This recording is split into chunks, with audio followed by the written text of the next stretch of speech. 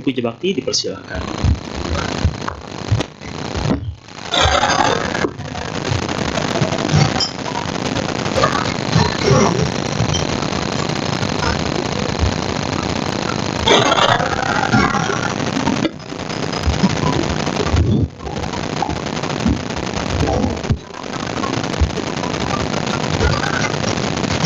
Marilah kita membacakan Aradhana Dhamma Desana. Brahmacaloka Dipati Sahampati Katanjalian Niwaram Ayacata Santi Dasata Paraja Jatika Desetu Dhamma Hanukampi Mampajang.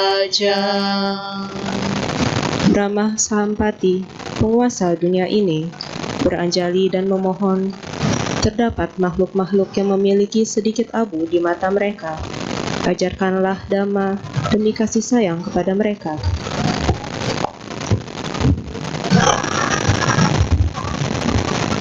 Namo tassa bhagavato arahato samma sambuddhassa. Namo tassa bhagavato arahato samma sambuddhassa.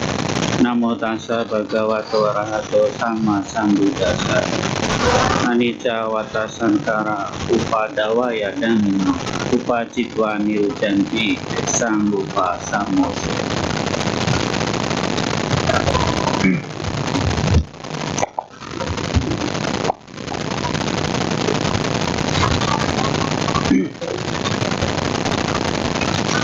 Bapak Ibu Saudara sekalian,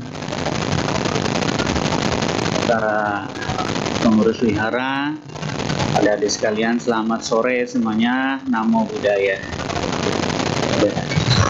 Pertama, saya menyampaikan terima kasih untuk undangan ceramah pada kebaktian sore ini. Dan sore ini saya akan bicara tentang anicca. Jadi mungkin Bapak Ibu tadi kaget ya mendengar saya baca anicca wata sankara ya. Saya akan bicara tentang anicca. Memang syair yang tadi saya bacakan seringkali ya dilantunkan ketika sedang berduka, ketika ada di rumah duka ya. Nah, ini memang sejarahnya saat Buddha Parinibbana, syair tadi itu dilantunkan oleh Dewa Saka. Ya. Jadi memang syair ini identik dengan peristiwa duka. Walaupun anicca itu sendiri ya, tidak serta-merta bicara tentang kematian. Hanya ini terlanjur kalau ada orang bicara anicca itu identik dengan bicara kematian. Jadi saya akan bicara tentang anicca dari sisi yang berbeda ya. Mengapa saya bicara anicca? Karena anicca adalah salah satu hukum kebenaran, kesunyataan yang memang diajarkan Buddha. Salah satu hukum yang memang sebaiknya disadari, dipahami oleh umat Buddha.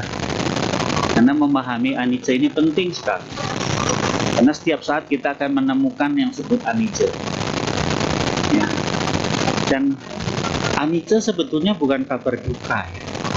Walaupun kita seringkali mendengar kata anicca ini ya ketika sedang berduka ya. Nah, anicca ini adalah juga berita baik. Bapak Ibu ya, kalau sekolah sudah belajar keras, sudah ujian, tapi nggak lulus-lulus, pasti capek. Kalau nggak ada hukum anicca, Anda tidak akan lulus sekolah, karena nggak berubah. Jadi berita baiknya adalah, karena ada perubahan, Anda yang sekolah bisa lulus, ya.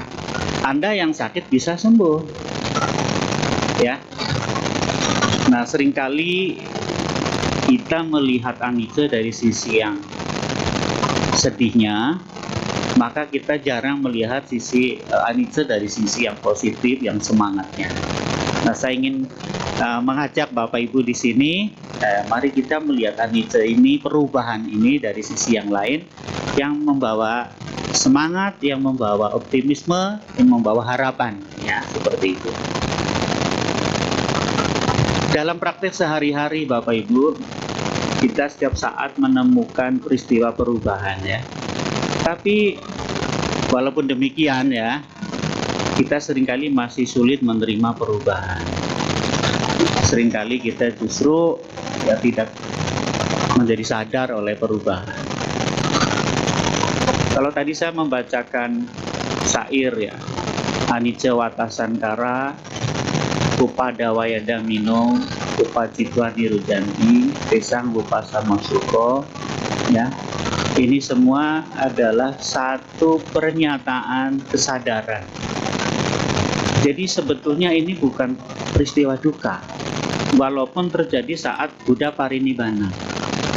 Ini ungkapan kesadaran dari Dewa Saka melihat kenyataan perubahan yang sedang terjadi pada fisik Buddha Gautama. Jadi Dewa Saka ketika melihat Buddha, ya, parinibbana, beliau mengungkapkan ini. Kesadaran beliau mengatakan seperti ini, bahwa segala yang berkondisi memang tidak kekal. Semua bersifat timbul dan tenggelam, setelah timbul akan lenyap. Demikian pula, ya, bahagia timbul setelah gelisah lenyap. Sebetulnya artinya bagus.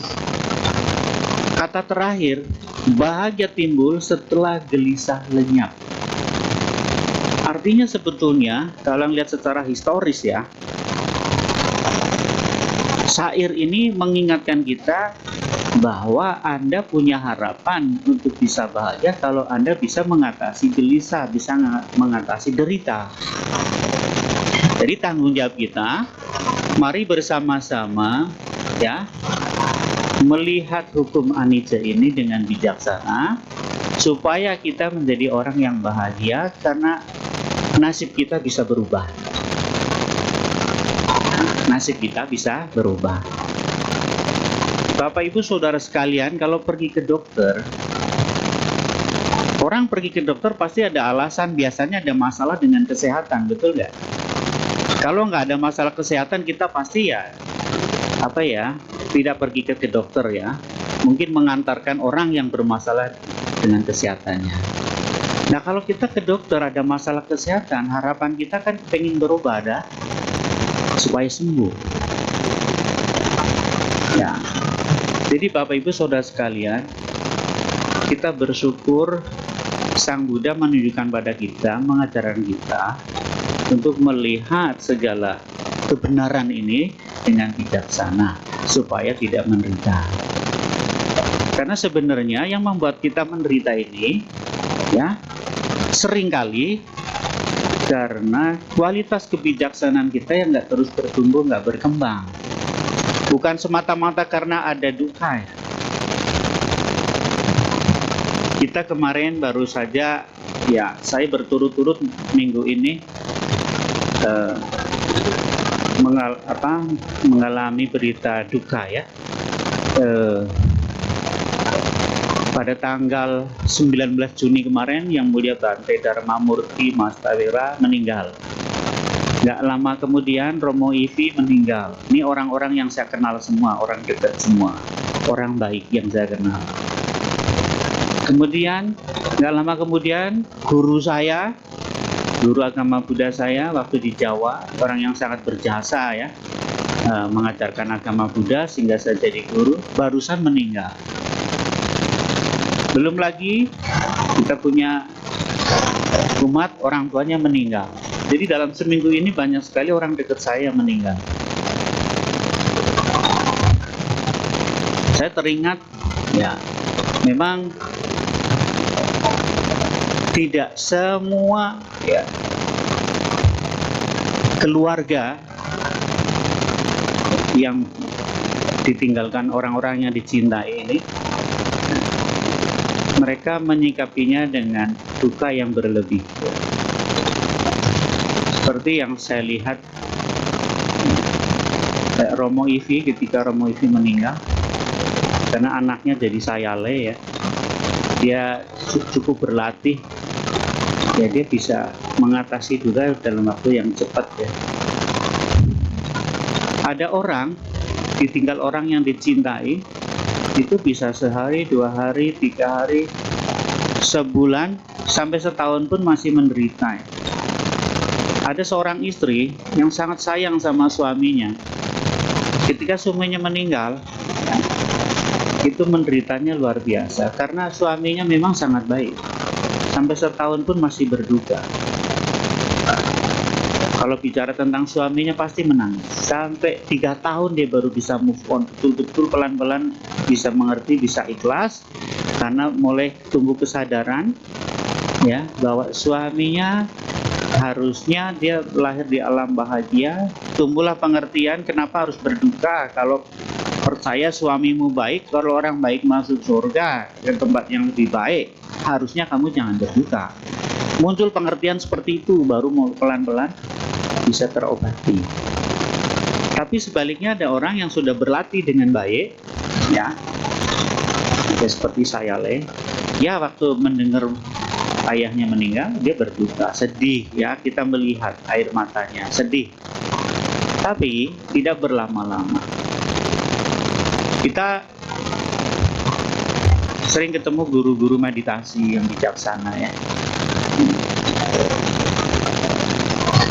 Ketika Yang Mulia Pandita Rama meninggal dunia, itu murid-muridnya berduka. Saya bisa melihat teman-teman saya yang sudah terlatih, ya, mereka bisa mengatasi emosi, mengatasi batinnya dengan baik, sehingga ketika berduka dalam kondisi yang tetap terkontrol. Ya. Jadi dia menyadari batinnya, perasaannya itu, sehingga tidak membawa dari hari ke hari penderitaannya itu. Jika dalam 1 hari, 2 hari, 3 hari, ya sudah dikremasi, selesai. Jadi Bapak Ibu Saudara sekalian, kita semua belajar bagaimana anicca itu membantu kita menjadi lebih bijaksana dan melihat dari sisi yang lain, supaya peristiwa anicca itu harusnya dipahami sebagai kesempatan merubah nasib, sebagai kesempatan sebagai memperbaiki diri supaya hidup Anda lebih baik dan lebih bahagia. Jadi hukum anicca itu bisa dilihat dari berbagai sisi. Misalnya pada kasus, kalau Bapak Ibu sering mendengar kisah Julapantaka. Julapantaka pernah mengalami penderitaan yang luar biasa. Pertama karena sebagai samanera, sebagai calon biku, ya tidak diberkati kecerdasan yang baik seperti abangnya Mahapantaka. Kebetulan ya diceritakan Julapantaka ini secara intelektual ya punya kemampuan berpikirnya ya tidak cerdas ya, sehingga sulit sekali menghafal, sehingga seringkali mendapat perlakuan tidak baik dari abangnya. Ya, singkat cerita, Julapantaka seringkali ya ingin lepas jubah karena mengalami penderitaan, ya sulitnya untuk mengingat ajaran Buddha, mengingat Dharma yang Buddha ajarkan. Tapi pada suatu kesempatan, ya, ketika Julapantaka sengaja tidak diajak ya undangan makan oleh abangnya, karena dalam undangan itu nama-nama semua biku dicatat, diajak pergi ke tempat umat, ke tempat Jiwaka untuk makan siang. Tapi Julapantaka karena dianggap bikin malu, jadi dicoret dari daftar undangan, jadi ditinggal. Nah, dia bersedih. Sang Buddha melihat Julapantaka yang sedang bersedih ini. Sang Buddha tahu tanggung jawab sebagai guru. Akhirnya Sang Buddha memberikan satu helai kain putih, mengajarkan Julapantaka untuk meditasi tentang perubahan, tentang anicca. Ya, tugas dia cuma satu, kamu duduk aja di sini, bermeditasi, mengamati kain putih ini. Dan satu kata aja, kamu ingat, gak usah banyak-banyak. Ya, yang dikatakan Buddha, cukup kamu mengamati kain putih ini, kamu menghadap ke timur, kamu meditasi, jangan pikirin yang lain. Dalam hatimu katakan Rajo Harana, Rajo Harana, kotor. Akhirnya itulah tugasnya sebagai bhikkhu. Julapantaka meditasi, mengamati kain. Di kain ini sesuai yang diajarkan Buddha, digosok-gosok, diamati. Nah, Sang Buddha dengan bhikkhu yang lain pergi untuk memenuhi undangan makan siang. Ya, singkat cerita, selama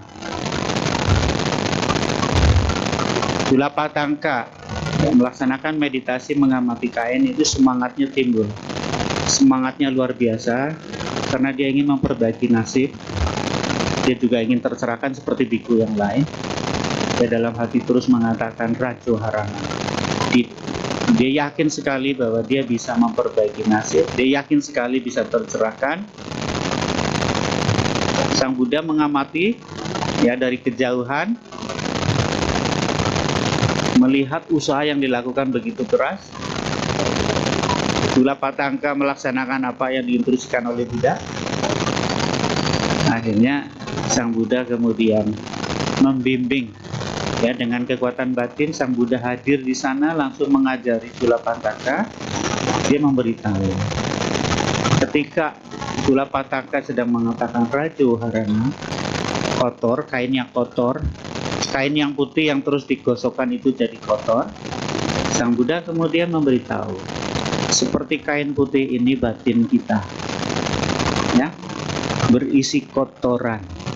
Di sana ada loba, ada dosa, ada moha.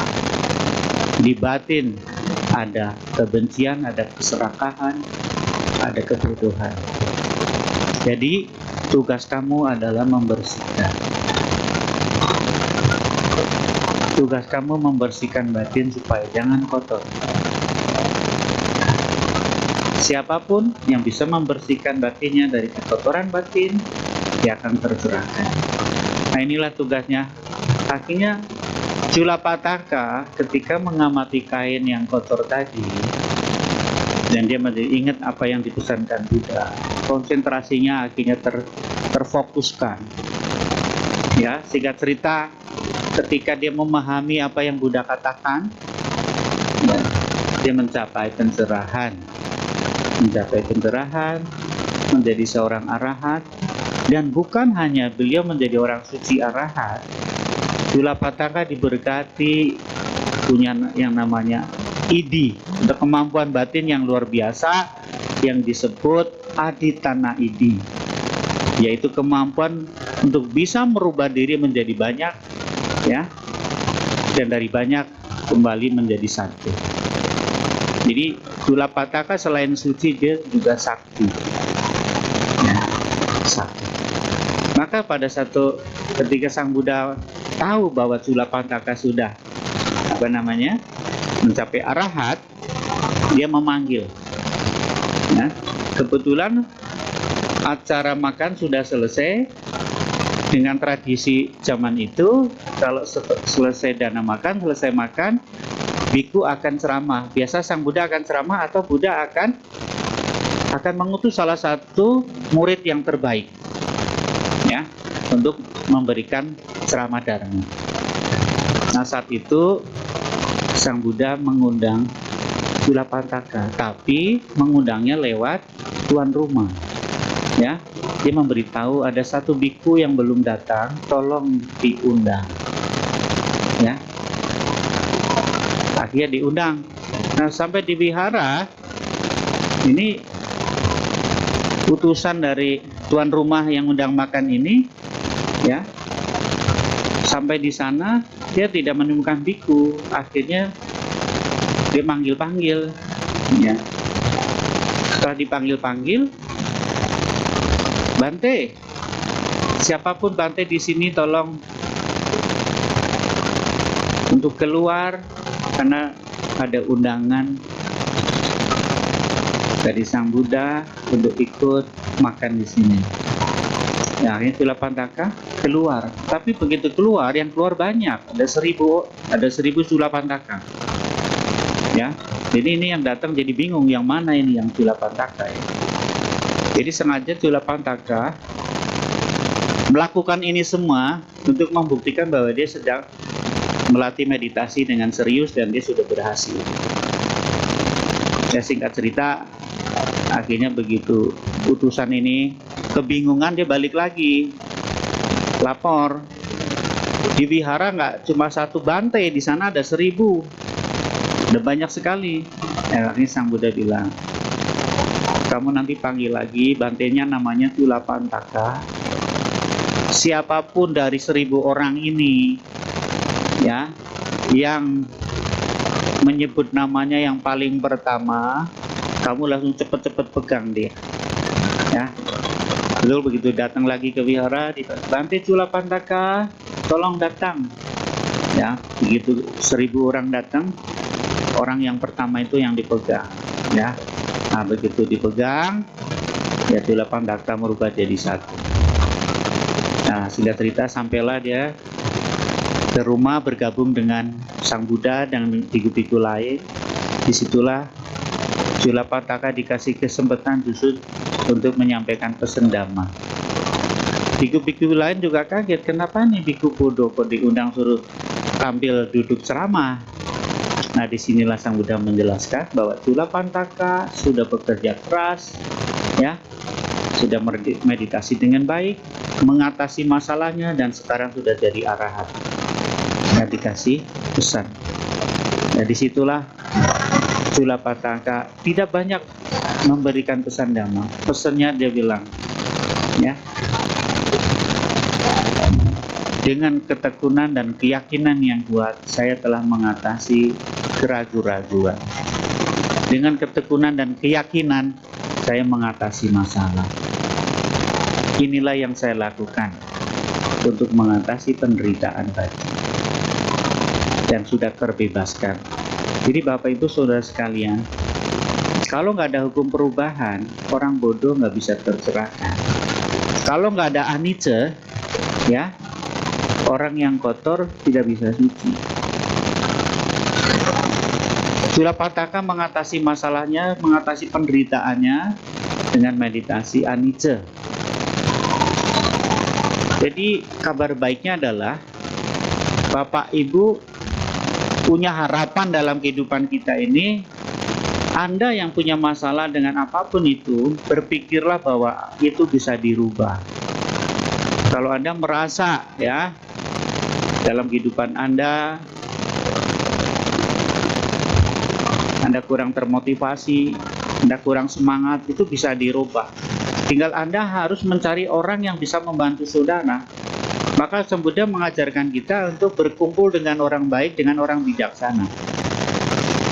Orang baik, orang bijaksana, kalau Anda berkumpul dengan lingkungan teman-teman yang baik, komunitas yang baik, ya, Anda bisa termotivasi.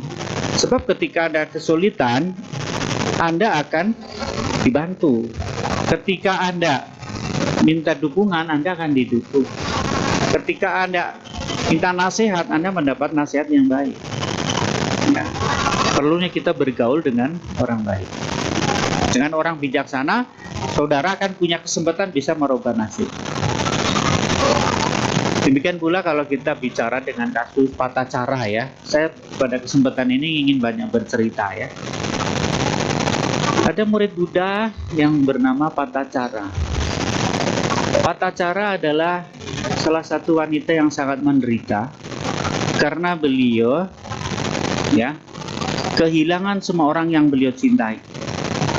Ketika beliau menikah, punya anak 2. Ketika anak pertama lahir, anaknya kemudian sudah tumbuh, lahir anak kedua. Begitu lahir anak kedua, ya, dia ingin kembali pulang kepada orang tuanya karena sudah lama nggak kembali ke orang tuanya. Tapi Tapi begitu dia akan kembali ke orang tuanya, tiba-tiba hujan besar dan banjir. Nah, suaminya ini ingin mencari tempat berteduh, mencarikan ya daun-daunan untuk istrinya supaya berteduh. Tapi kemudian malang suaminya ketika sedang berusaha mencari daun-daunan itu ya dipatuk ular dan akhirnya mati. Patacara kemudian mencari suaminya, menemukan sudah mati. Dia bersedih. Kemudian dia begitu hujan reda melanjutkan perjalanan, sungainya sudah banjir. Ya, begitu banjir, anaknya ditinggal satu di satu seberang, dia membawa anaknya satu lagi ke tepian yang lain. Tapi begitu dia mau menyeberang, ya, anak yang ditinggal ini, rupanya ketika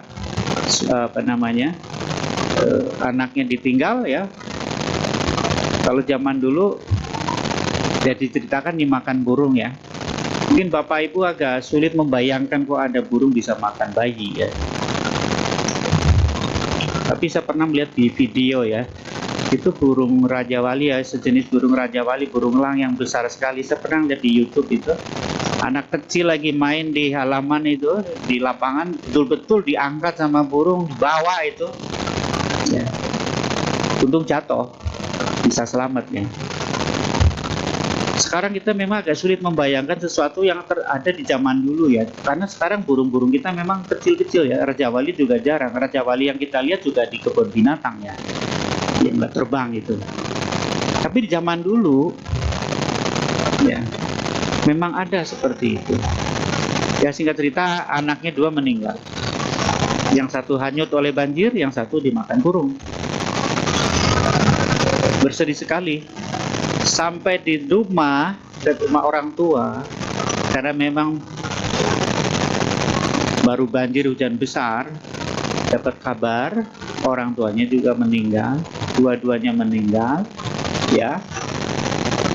Saudara-saudara laki-lakinya juga meninggal. Ya, singkat cerita dia sangat berduka karena suaminya meninggal, anak-anaknya yang dua meninggal, saudaranya meninggal, orang tuanya meninggal. Nah, singkat cerita Patacara itu menjadi stres. Stres, sangat menderita kehilangan orang-orang yang dicintai. Akhirnya dalam perjalanan yang tidak jelas itu, sampai di Wira Citawana, ya, di sana Sang Buddha sedang memberikan ceramah. Ya, singkat cerita, Patacara kemudian dipanggil, ya, dipanggil masuk, dan sebagian dari umat yang hadir di sana memberikan kain karena Patacara saking stresnya sampai kainnya lepas pun tidak tahu, sehingga orang baik yang ada di wihara memberinya kain. Ya, singkat cerita, ketika Sang Buddha memanggil anakku ke sini, mari ke sini, ya, Patacara langsung sadar, ya, langsung sadar ya, dia baru ingat bahwa tubuhnya tidak pakai kain. Ya, singkat cerita Patacara diundang Sang Buddha untuk masuk ke persamuan sangga jadi bhikkhuni. Ketika menjadi bhikkhuni, Patacara pulang dari Pindapata sampai di wihara, dia membasuh kakinya, Bapak Ibu ya. Membasuh kakinya. Ketika membasuh kakinya yang kotor setelah perjalanan, ketika membasuh kakinya, ya dia perhatikan itu kakinya. Setelah disiramkan oleh air, nah, airnya mengalir dari kaki, ya, terus merambat ke tanah. Dia perhatikan dengan seksama, dengan mindful bahasa sekarang ya, dengan penuh perhatian. Dia cuma sampai di ujung kaki. Begitu menyiramkan kembali, siraman yang kedua, airnya mengalir lebih panjang, lebih jauh lagi. Sehingga ketika menyiramkan yang ketiga, airnya lebih jauh lagi. Di situ dia muncul kesadaran pencerahan. Dia sadar, seperti inilah hidup. Ya, seperti air ini yang disiramkan di kaki ini, yang mengguyur kaki ini. Ada yang mengalir hanya dekat saja, ada yang mengalir agak jauh, dan ada yang mengalir sampai jauh. Demikianlah usia manusia. Ada yang masih bayi harus meninggal, seperti anak-anaknya. Ada yang di usia separuh baya seperti suaminya harus meninggal, dan ada yang harus menunggu usia lanjut seperti orang tuanya meninggal. Kesadaran itu muncul. Dari situlah dia bisa mengerti dan menerima. Memang demikianlah hidup usia manusia beda-beda. Ada orang yang masih bayi harus meninggal, ada mereka yang di pertengahan umur baru meninggal, ada yang di usia senja baru meninggal. Disitulah beliau mencapai kesucian arahat. Jadi peristiwa kematian membuat tata cara menjadi orang suci. Ya, memahami anicca perubahan itu membantu seseorang yang berlatih bisa mencapai kesucian. Jadi anicca itu dalam kacamata lain adalah kesempatan orang mendapat perubahan nasib. Artinya apapun yang kita alami bisa dirubah. Ya, itu bisa dirubah. Jadi kita diajarkan melihat kebenaran ini dengan cara yang benar. Jadi seringkali kita ini melihat sesuatu itu dengan cara yang salah, dengan pesimis, ya, dengan pikiran-pikiran yang tidak baik, sehingga kita menganggap perubahan anicca itu ya identik dengan tidak baik, seperti itu. Maka tradisinya sekarang ini ya anicca wata sankara itu ya selalu identik dengan kedukaan, dengan kematian, ya. Walaupun dalam praktek sehari-hari sebetulnya anicca ini berkaitan dengan banyak peristiwa, dengan banyak hal. Demikian pula dengan kasus, ya. Bapak Ibu pasti nggak asing dengan kisah-kisah Gotami, ya. Waktu saya pertama kali masuk agama Buddha tahun 86, ya. Tahun 86 sekolah agama Buddha. Ya karena sekolah agama Buddha saya jadi masuk agama Buddha. Guru saya bercerita tentang kisah Gotami yang sampai hari ini sangat menyentuh, dan kisah itu sangat membekas dalam pengalaman batin saya. Kisah Gotami adalah seorang wanita yang menderita juga karena ditinggalkan anaknya yang dicintai. Karena ketika beliau menikah, dia tidak mendapat perlakuan yang baik dari mertua, sebab ketika menikah dia tidak punya keturunan, ya. Dan itu yang aku alami, yang aku lihat di tetangga-tetangga. Seringkali kalau suami istri sudah menikah, kemudian pasangan ini nggak punya keturunan, mertuanya, tetangganya banyak omong. Ini yang dialami oleh kisah Gotami. Kisah Gotami bertahun-tahun menderita karena setelah menikah nggak punya keturunan, sehingga mertuanya nggak sayang. Perlakuannya beda. Suatu hari dia diberkati anak yang cantik, dan dia sangat bahagia sekali karena bertahun-tahun menikah nggak punya anak, sekarang punya anak. Tetapi anaknya tidak berumur panjang, ya, masih bayi. Ternyata anaknya harus meninggal. Dia sangat sedih sekali, menderita sekali. Menderita sekali, anak yang ditunggu-tunggu bertahun-tahun sudah lahir, umurnya pendek. Dia sangat bersedih. Tetapi teman-temannya sangat baik dan menghibur. Ya. Ketika saudara, tetangga, teman mengingatkan bahwa anakmu sudah meninggal, ya, jangan kamu gendong terus, itu sudah meninggal, harus diikhlaskan. Kisah Gotami bersikeras bahwa anaknya belum meninggal. Anak saya sedang tidur, anak saya belum mati. Tapi setelah dibawa-bawa dia sadar anaknya sudah mati. Akhirnya teman-teman sahabat memberitahu, cobalah kamu pergi ke Sang Buddha, ya. Siapa tahu Sang Buddha bisa menghidupkan orang mati. Karena Sang Buddha ini punya kesaktian. Ya. Akhirnya Kisah Gotami pergilah ke Sang Buddha. Sang Buddha sangat bijaksana. Inilah Sang Buddha punya yang disebut upaya kausalya, punya keterampilan, punya cara yang luar biasa bagaimana mengajarkan dhamma kepada setiap orang sesuai kebutuhan.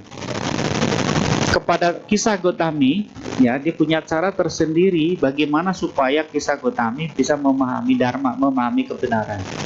Ketika Kisah Gotami minta tolong untuk menghidupkan anaknya yang mati ini, Sang Buddha menyanggupi. Baik, akan saya bantu. Lalu Sang Buddha sudah tahu ini anaknya mati. Saya akan bantu kamu.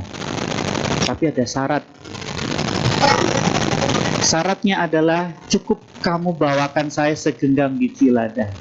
Oh, semangat sekali. Cuma segenggam biji lada bisa menghidupkan anak yang mati. Ya, Kisah Gotami semangat.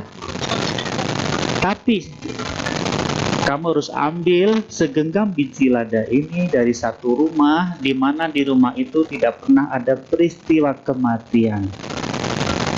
Ya, saking optimis semangatnya, ada harapan anaknya bisa hidup kembali. Kisah Gotami pergi membawa anaknya, menggendong anaknya dari rumah ke rumah, minta segenggam biji lada. Setiap rumah yang disinggahi selalu akan menjawab, iya saya punya biji lada. Dia akan memberikan. Tapi setelah ditanya, apakah di rumah ini pernah ada peristiwa kematian? Iya, setahun yang lalu ibu saya meninggal. Akhirnya biji lada diberikan kembali. Pergi ke tempat lain, dia mendapatkan segenggam biji lada. Tapi setelah ditanya, apakah di sini pernah ada peristiwa kematian? Ya, 5 tahun yang lalu nenek saya meninggal. Terus setiap rumah yang disinggahi selalu ada peristiwa kematian. Akhirnya di perjalanan dia tercerahkan, tersadarkan, oh ternyata bukan cuma saya yang ditinggalkan orang yang dicintai. Ternyata setiap orang, setiap rumah pernah mengalami duka seperti saya, pernah ditinggalkan orang yang dicintai. Akhirnya dia ikhlas. Ya, dia tercerahkan. Begitu kembali kepada Sang Buddha, ditanya mana segenggam biji lada, Kisah Gotami menjawab, saya tidak lagi butuh biji lada, saya butuh dharma dari Sang Buddha. Akhirnya dia masuk jadi bhiksuni. Nah, ini peristiwa yang luar biasa, Bapak Ibu. Kisah Gotami waktu jadi bhiksuni tugasnya apa? Tugasnya apa? Tugasnya sederhana, tapi inilah yang mencerahkan beliau. Suatu saat Kisah Gotami mendapat tugas menjaga lilin pelita di wihara. Ya, tugasnya kalau pagi nyalain lilin, kalau malam padamin lilin. Ya, pelita lah ya, zaman itu belum ada lilin ya, pelita. Suatu malam, ya, ketika ingin memadamkan pelita, beliau melihat pelita-pelita ini, ya. Karena tertiup angin, diperhatiin ya, goyang-goyang, dia nggak usah dipadamkan, sudah padam.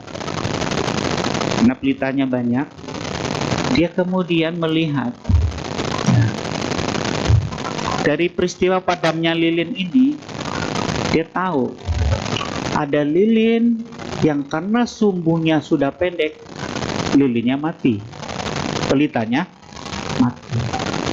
Ada lilin yang walaupun sumbunya masih panjang, dia bisa mati karena minyaknya habis. Tapi ada juga lilin walaupun minyaknya banyak, sumbunya panjang, dia mati tertiup angin. Dia tercerahkan di situ. Jadi arahan. Bapak Ibu Saudara sekalian, anicca, ketidakkekalan itu punya kekuatan membantu orang menjadi lebih baik. Punya kekuatan membantu orang menjadi tercerahkan. Yang penting orang mau belajar dari peristiwa anicca itu. Jadi tugas kita sekarang ini adalah mari melihat perubahan ketidakkekalan ini dengan cara yang bijaksana. Belajar dari perubahan itu, apa yang sebaiknya kita lakukan agar masalah yang kita hadapi ini tidak menjadi masalah. Ya. Kalau Anda pergi ke Pegadaian ya, semboyannya Pegadaian itu bilang menyelesaikan masalah tanpa masalah, itu Pegadaian. Dharma pun sama, menyelesaikan masalah dengan indah tanpa masalah. Kenapa? Karena memang Dharma adalah solusi. Yang penting Anda pikirannya benar, melihatnya benar. Jadi sekarang tugas kita bagaimana peristiwa-peristiwa yang tidak enak yang kita alami, kita harus melihatnya dengan bijaksana, dengan cara yang benar, supaya itu jadi pembelajaran, membantu saudara lebih kuat, lebih bijaksana, menjadi lebih baik, lebih termotivasi. Saya termasuk orang yang bersyukur, ya. Ketika orang tua saya sakit, nah, saya itu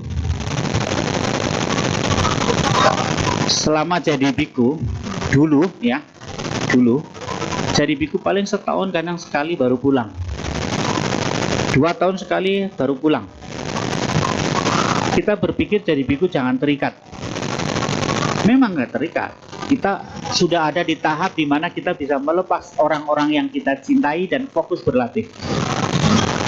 Tapi rupanya orang yang kita cintai, yang kita tinggal itu tidak sepemahaman dengan kita dan tidak seperti kita, baik dalam kualitas maupun pemahaman.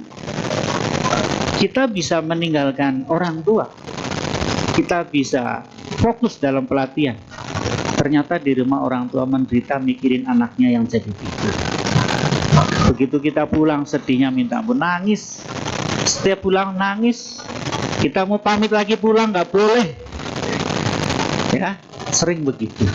Nah, seiring waktu setahun, 2 tahun, 3 tahun, 10 tahun baru setelah adik saya menikah, ya. Saya punya adik satu laki-laki. Begitu adik saya menikah, punya anak satu, baru orang tua saya pelan-pelan terhibur. Udah nggak pernah bilang saya suruh lepas jubah. Biasa kalau pulang suruh lepas jubah, jangan pergi lagi. Ya. Jadi dulu saya seringkali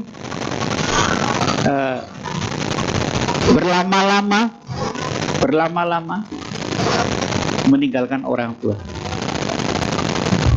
Tapi sekarang, ya, ketika orang tua sakit, nah, saya berpikir kalau dulu waktu saya banyak untuk berlatih dan untuk pelayanan untuk orang lain, untuk umat. Sekarang ada orang yang betul-betul butuh saya, itu orang tua saya. Jadi peristiwa anicca, perubahan orang menjadi tua dan sakit, membantu saya menjadi harus ingat, ya. Orang mungkin kamu bisa mengatasi perasaan rindu kamu, tapi orang tua belum tentu. Ya, kehadiran kamu di sana itu untuk kebahagiaan orang tuamu, dan itu betul, ya. Jadi kalau bapak ibu mencari saya seringkali di kampung, ya, ganti sadar pulang kampung terus gitu, ya. Karena saya berpikir sekarang yang betul-betul butuh saya itu orang tua saya. Kalau umat, saya nggak ceramah di wihara sini, banyak bantainya yang bagus-bagus, ya, yang ceramah di sini. Di wihara Dharma Bakti nggak ada saya, ada yang lain. Tapi kalau di rumah saya nggak pulang, siapa yang pulang? Makanya saya sering pulang. Dan ternyata saya banyak belajar setelah pulang di rumah. Bukan cuma orang tua yang senang, pembantunya juga senang. Kenapa? Sebab pekerjaannya, kerajinannya dilihat oleh saya. Ya. Dan kalau saya pulang, memang nasibnya beda. Kalau orang tua yang sudah tua sedang sakit, yang diceritakan, yang dikeluhkan, itu membuat pembantu juga kerja lebih ekstra lagi. Bukan hanya masalah masak, bukan masalah bersihkan rumah, tapi bagaimana menghibur orang yang sudah tua ini. Tapi kalau ada saya itulah tugas saya, bagaimana menyenangkan hati orang tua. Jadi sekarang saya praktek Dharma tentang kasih sayang, tentang apapun yang saya bicarakan di wihara itu saya praktekkan di rumah. Saya tahu kalau orang tua saya kalau malam kesulitan, kalau pembantunya pergi dia mau buka pintu kesulitan, saya jadi tahu. Saya mengerti betapa menjadi orang tua itu penuh perjuangan. Menjadi orang tua punya penderitaan. Ya, disitulah rasa bakti, rasa sayang makin tumbuh. Ya, dan itulah kesempatan kita jadi bicara dari hati ke hati, mendengarkan penderitaan orang tua. Tapi di situ pula kita bisa menyisipkan ajaran dharma. Ya, orang tua jadi mengerti juga. Di situ ada komunikasi dua arah. Orang tua dengerin saya dengerin orang tua. Saya juga bisa mengerti kebahagiaan orang tua kalau saya datang. Jadi itu dharma. Mungkin kalau nggak ada anicca, kalau ibu saya muda terus, sehat terus, cantik terus, mungkin saya nggak pulang-pulang. Tapi karena ada peristiwa anicca ini, kita harus pulang. Kita harus bijaksana. Ya, itu yang saya lakukan. Maka saya mengatur waktu. Selain ya untuk pelayanan, ya. Jadi kalau saya pulang kampung, ya nanti 3 hari di rumah, 4 hari di wihara. Ya, tapi setiap hari tengokin. Ya. Tapi dari sana juga apa ya? Jadi banyak pelajaran. Jadi orang tua ternyata nggak ingin apa-apa. Orang tua hanya ingin merasa disayang, diperhatikan. Jadi kehadiran kita yang sepenuh hati itu kadang ada sesuatu yang bernilai, sesuatu yang berharga bagi orang tua kita. Jadi Anda jangan berpikir kalau Anda pulang ke rumah menjumpai orang tua Anda jangan berpikir harus bawa ini, bawa itu. Walaupun orang tua senang kalau Anda datang bawa sesuatu, tapi kalau Anda punya waktu, Anda dengan penuh kasih, dengan sepenuh hati hadir di sana, orang tua akan senang. Di pengalaman saya begitu, ya. Apalagi kalau lagi sakit, ya. Kadang-kadang ya, orang tua itu hanya butuh diperhatikan. Ngeluhnya selalu kepingin dipijiti kakinya. Ya. Kalau dipijiti itu pagi, siang, malam. Kalau obat 3 hari sekali ini enggak. Ini bisa 7 kali sehari. Ya.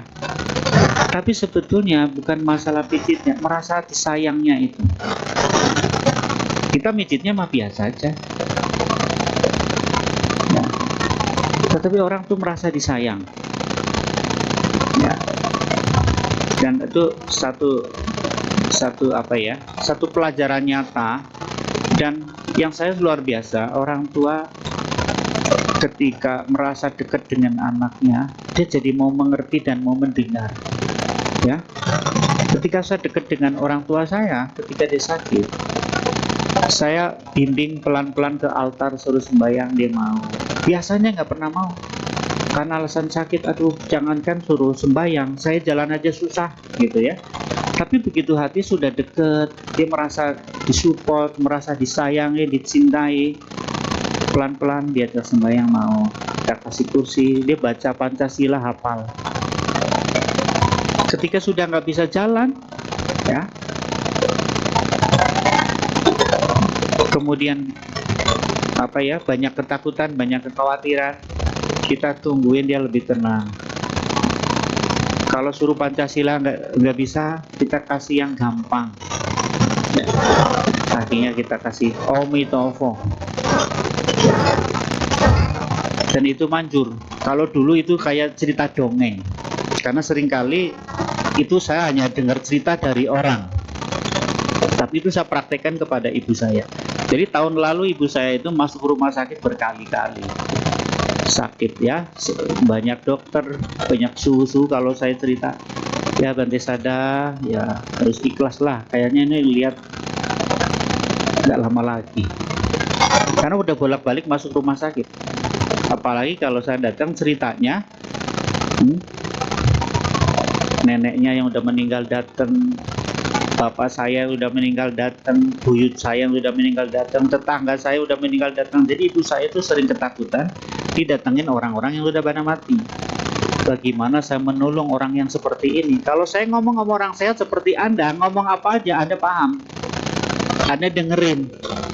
Tapi kalau ngomong sama orang yang sedang sakit, yang sedang ketakutan, itu tidak gampang. Anda harus sabar, Anda harus penuh hati, Anda ada di sana benar-benar. Anda harus benar-benar dengan hati, dengan rasa hormat. Betul. Itu yang saya lakukan. Kita dengerin, ya. Saya ingat Buddha, ya. Saya bisa panggil Piyung, ya. Kalau orang sini panggil mami, panggil ibu, ya. Saya panggil Piyung, ya. Piyung, ya. Gak usah ingat yang lain-lain, gak usah pikirin yang jangan takut, ya. Ingat Sang Buddha. Gimana caranya? Kebetulan saya bawa itu alat, ya, yang untuk Nianpo itu, yang ada bunyi-bunyi, ya, pakai apa ini headset, ya. Ya puter namo Omiko gitu, ya. Saya mau ngajarin yang panjang-panjang nggak bisa.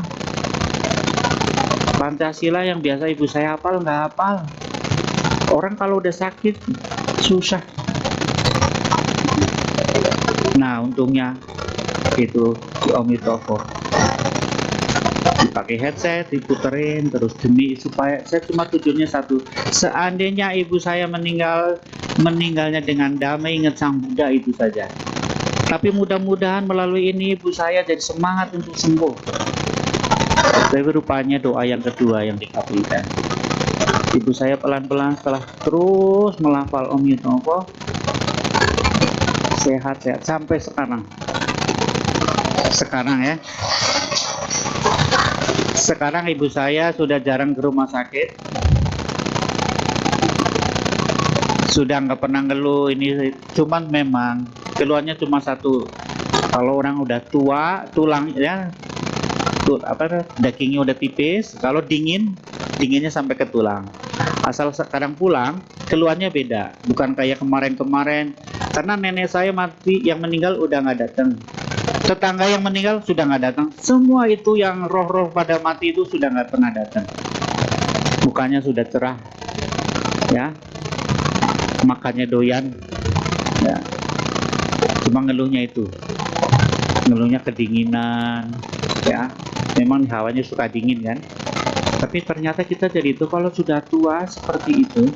Jadi saya itu pelajaran juga, ya.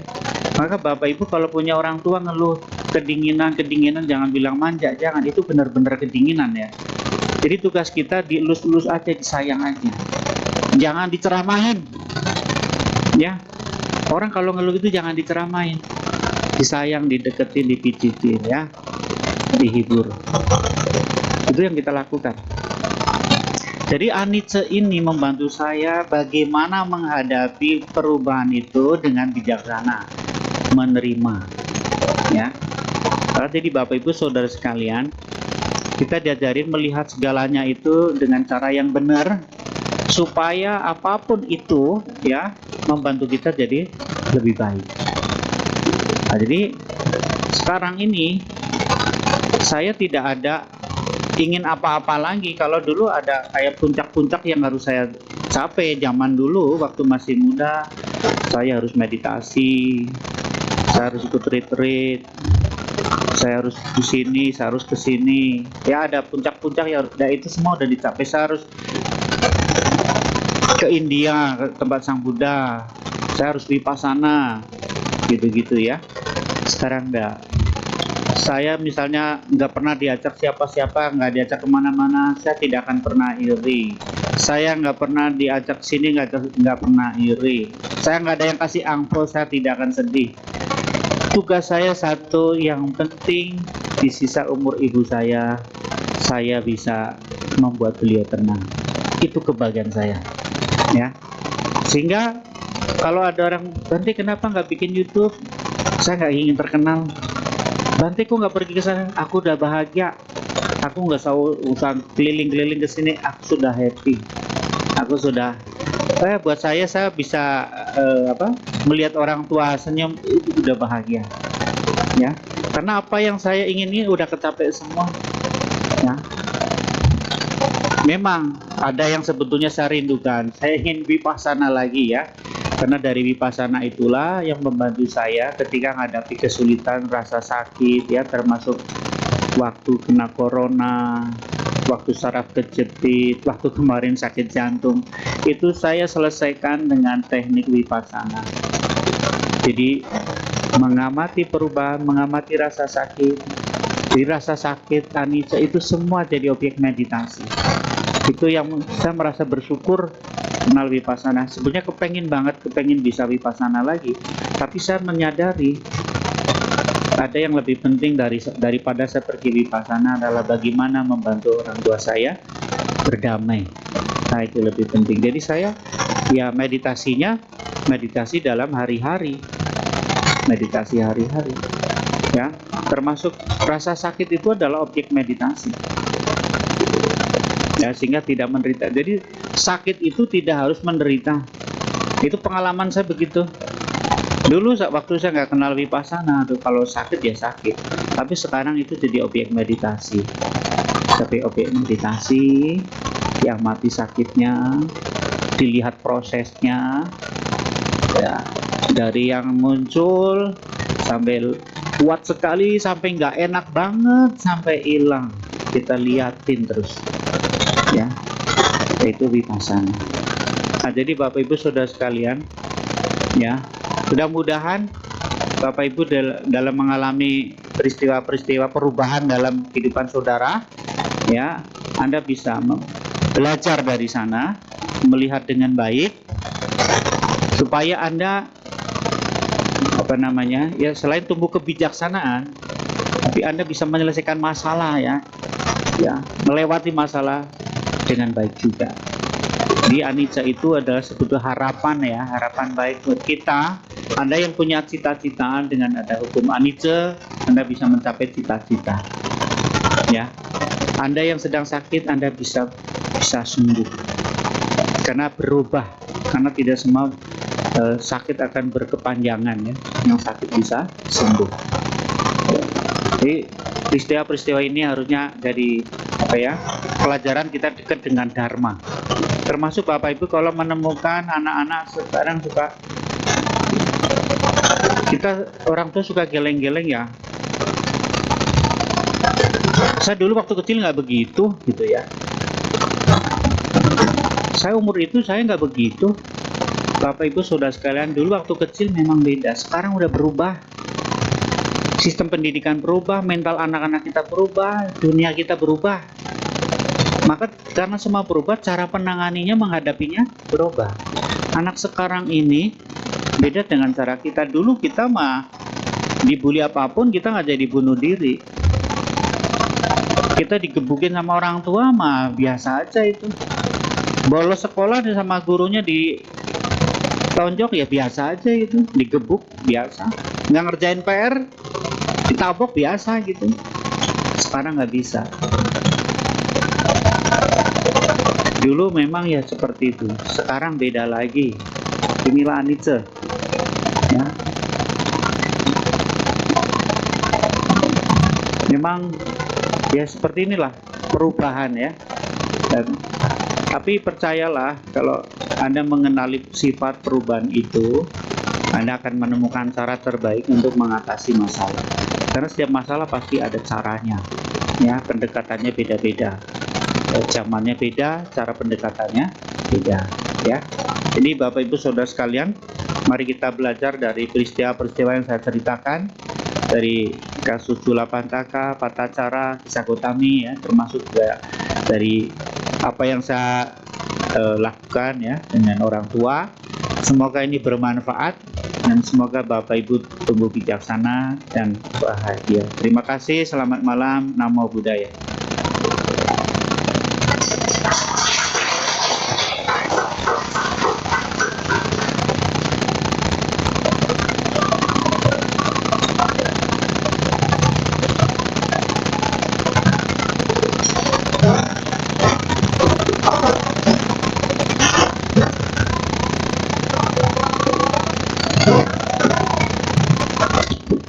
Baiklah, demikian tambah saya telah disampaikan oleh Yang Mulia Biku Sadanyano Mahatera.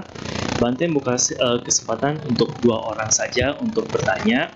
Jadi pertanyaan itu bisa disediakan dengan dua metode, yakni pertama dengan bertanya langsung ya kepada Bante. Jadi ntar setelah penyanyi kita akan bertanya, yang ingin bertanya langsung angkat tangan saja. Kemudian untuk satu lagi, ini bisa melalui WhatsApp. Jadi bisa di WhatsApp ke nomor 081199210098. Saya ulangi, di nomor 081199210098. Kemudian ada info tambahan Bapak Ibu. Jadi pada tanggal 20 Juni kemarin, Bante Sadanyano Mahatera berulang tahun. Ya, jadi kami ucapkan Ayuwano Sukang Balang Bante. Sadu. Terima kasih. Baiklah, sambil menunggu pertanyaannya masuk, mari kita buka kembali untuk kebaktian kita. Nyanyikan sebuah lagu bersama-sama. Pada tegas dipersilakan.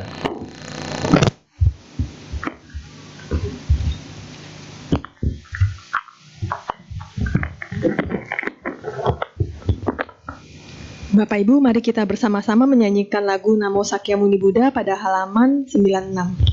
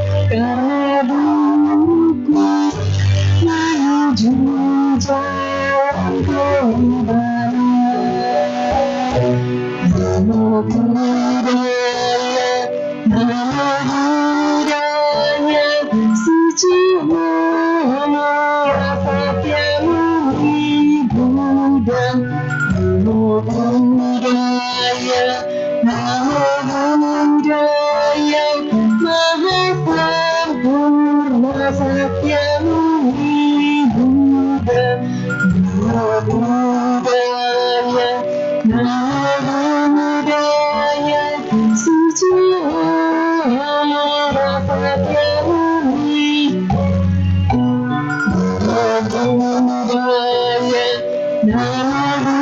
budaya Maha Sampurna Sakyamuni Buddha. Aku bersujud di hadrat Bodhisattva.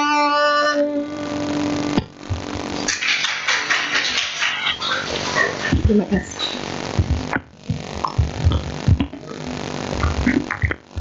Baiklah, kita kini masuki sesi tanya jawab. Kami dahulukan kepada Bapak Ibu yang ingin bertanya secara langsung. Silakan Bapak. Ya, ke depan Bapak.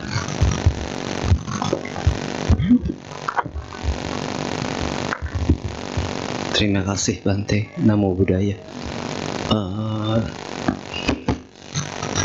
Tadi Bante menyebutkan kisah Gotami ya, yang berkesan ya.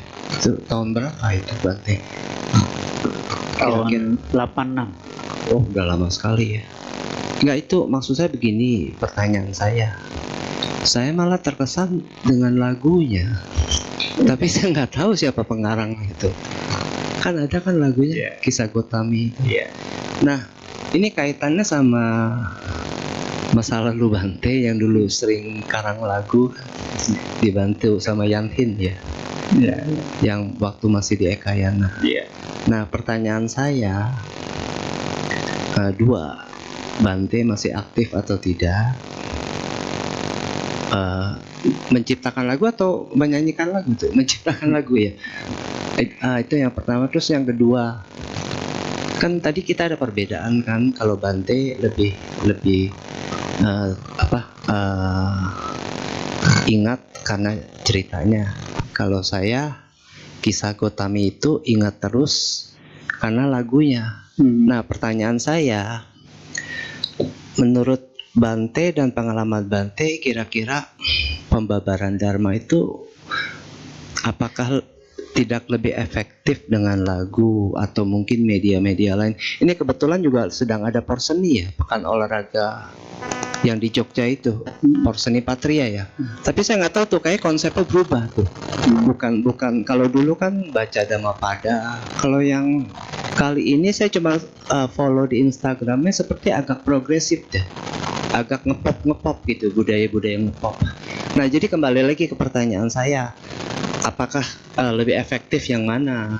Karena saya lebih ingat karena lagu melalui lagunya itu.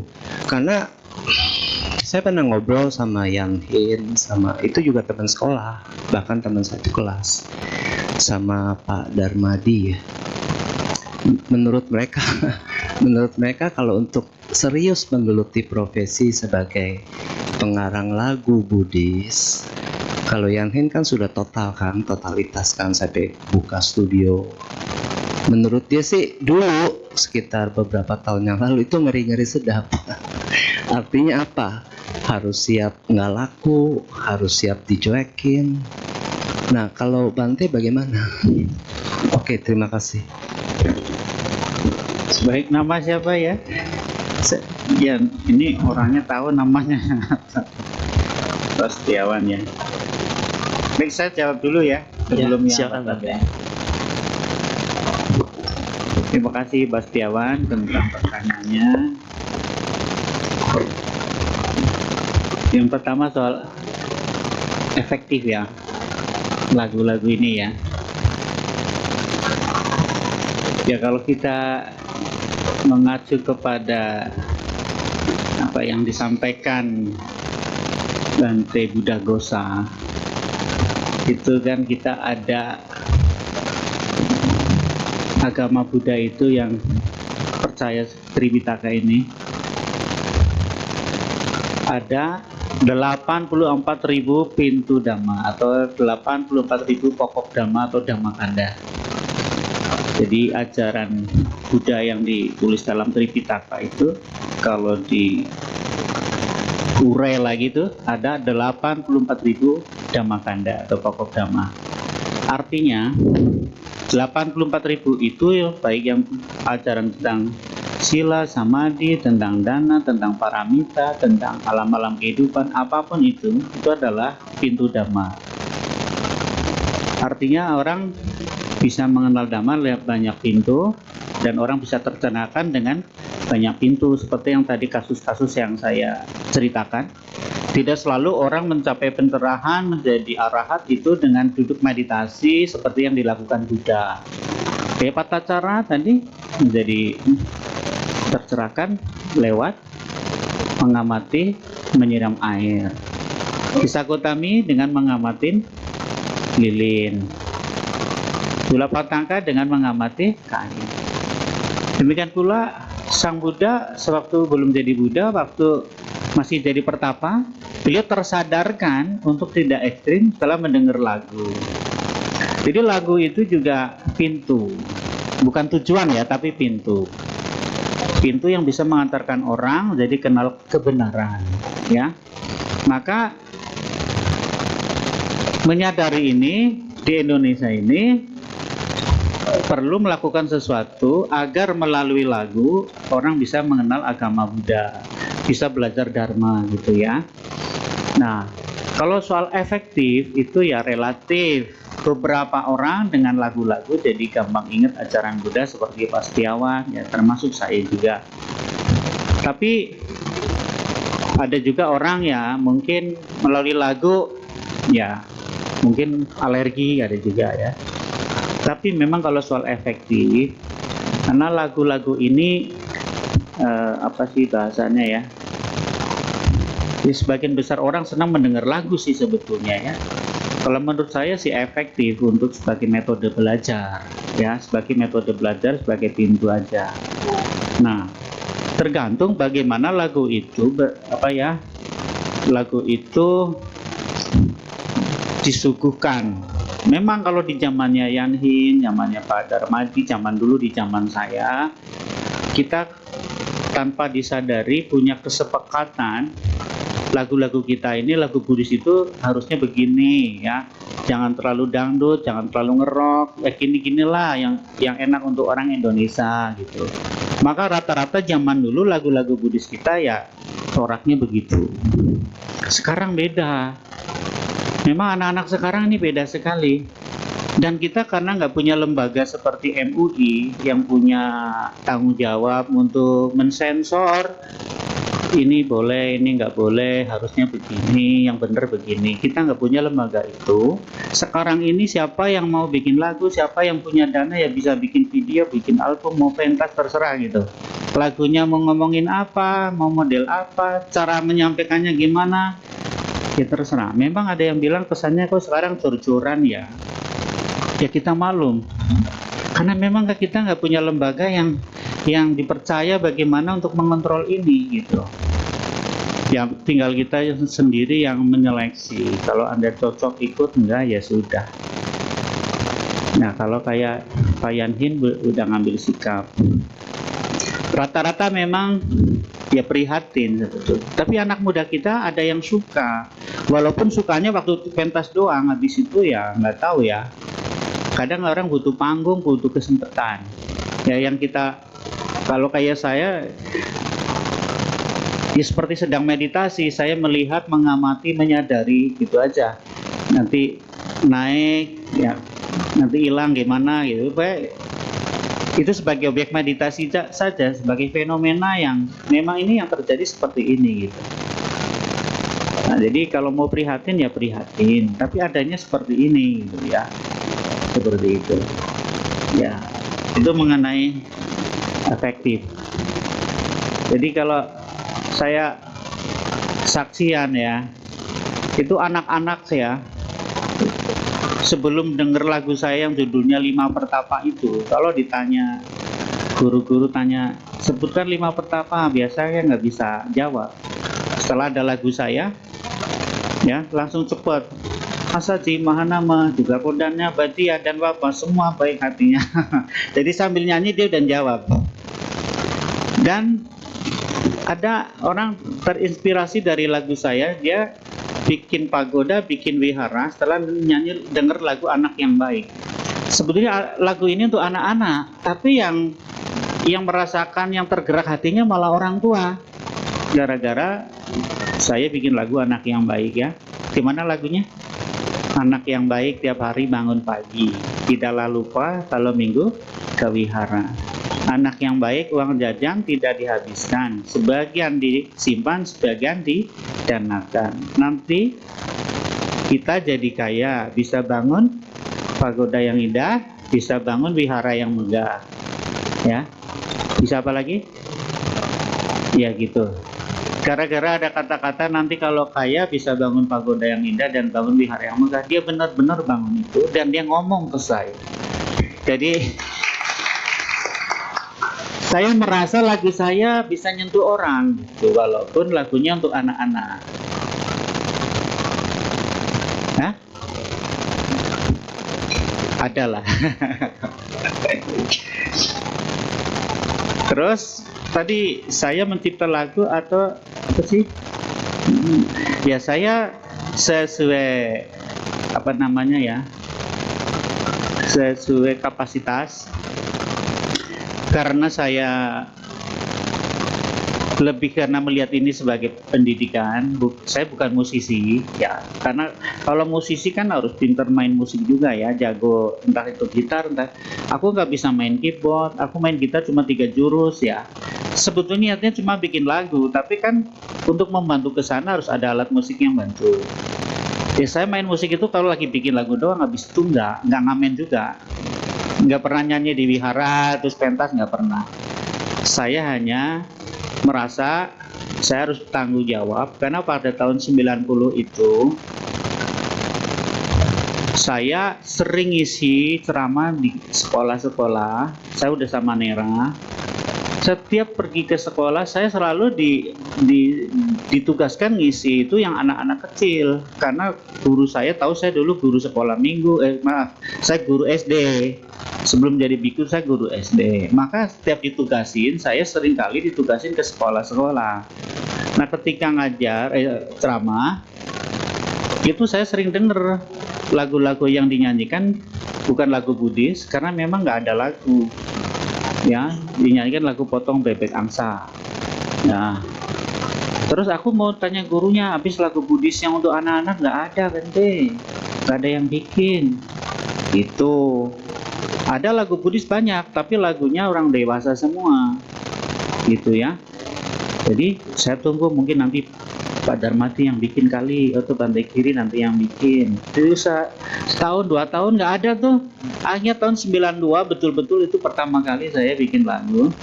Setelah saya ketemu dengan Maria, dengan teman-teman guru, ada guru-guru di Jakarta ya, dari Dharma Budi Bakti, dari Kemurnian. Ya singkat cerita disitulah akhirnya saya bikin lagu. Kata Bu Guru lagunya bagus. Akhirnya saya cari penyanyi karena nggak ada penyanyi anak-anak, bikinlah lomba nyanyi anak-anak. Lomba nyanyi anak-anak baru ketemu, dapatlah dari situ mulai pertama rekaman. Setelah volume 1, setiap ketemu orang tanya, Bante kapan lagu yang baru? Gitu. Setiap kemana-mana, Bante lagunya yang baru mana? Selalu begitu sampai sekarang. Maka dari volume 1, volume 2 sampai volume 3. Apakah sekarang masih aktif? Sekarang sedang libur. Terakhir kemarin tahun 2000 berapa ya? Setelah corona 2022 kalau nggak salah saya ada keluarin album baru yang judulnya Pujian pada Tri Ratna, tapi adanya di YouTube. Ya, memang ada cetak tapi nggak banyak, cuma ada cetak 2000 udah habis dibagi-bagi, nggak dijual gitu. Jadi seperti itu ya Pak Setiawan ya, kurang lebih ya. Kalau jawabannya kurang memuaskan ya minta maaf, kita ngobrol berdua. Terima kasih. Terima kasih Bante.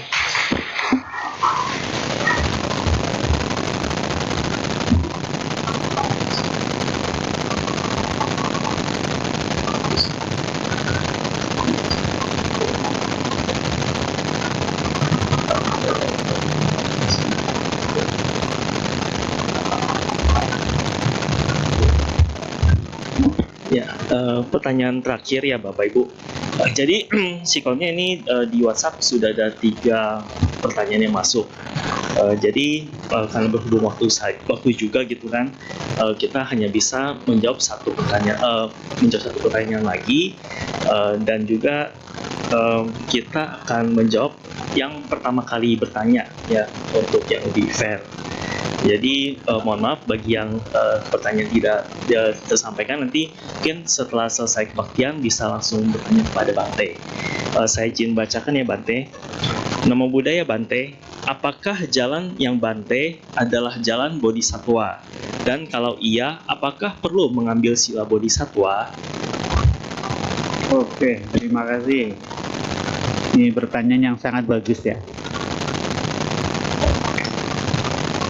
Ya, saya secara tradisi memang di Tavis Theravada. Saya sendiri sebetulnya senangnya ke meditasi. Tapi kebetulan dulu waktu masih biku baru, saya awal-awal jadi biku itu ikut Supong Bante Asin. Dan rupanya Bante Asin itu sebelum